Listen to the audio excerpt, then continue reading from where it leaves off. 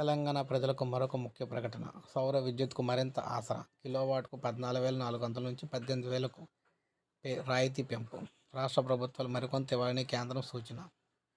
ఇల్లు లేదా ఇతర భవనాల పైకప్పుల పైన ఇంటి ఆవరణలో ఖాళీ స్థలం ఉంటే సౌర విద్యుత్ ఏర్పాటు చేసుకున్న వారికి ఇచ్చే రాయితీని కేంద్ర ప్రభుత్వం మరింతగా పెంచింది. ఏదైనా భవనంపై 3 కిలోవాట్ల లోపు సామర్థ్యం గల సౌర విద్యుత్ పలకలు పెట్టుకుంటే ఇంతకాలం కిలోవాట్కు 14,400 చొప్పున కేంద్రం రాయితీ ఇవ్వగా ఇక నుంచి దాన్ని 18,000కి అయితే పెంచింది. 3 కిలోవాట్లకు అయ్యే మొత్తంలో 40% లేదా 54,000 గరిష్టంగా ఇస్తుందన్నమాట. 4 నుంచి 10 కిలోవాట్లు అయితే కిలోవాట్కు 9,000 చొప్పున అయితే ఇస్తామని కేంద్రం ప్రకటించింది.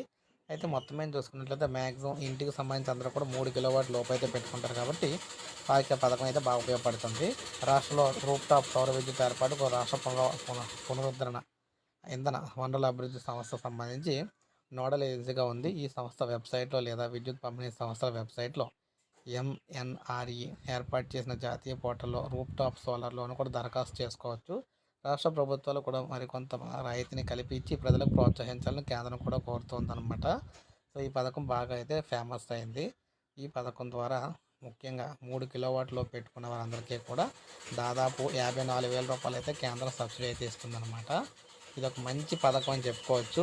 ముఖ్యంగా కేంద్ర ప్రభుత్వం ఈ విధంగా సబ్సిడీని పెంచడంతో ఇక్కడ నుంచి మ్యాక్సిమం చాలామంది అందరూ కూడా ఈ సోలార్ కరెంట్ ఉపయోగించుకోవడానికి పెట్టుకోవడానికి అవకాశం అయితే ఉంటుందన్నమాట. సో ఇది మనకి లేటెస్ట్ అప్డేట్. లైక్ చేయండి, సబ్స్క్రైబ్ చేసుకోకపోతే మన ఛానల్ సబ్స్క్రైబ్ చేసుకుని ఫాలో అవుతున్నాను.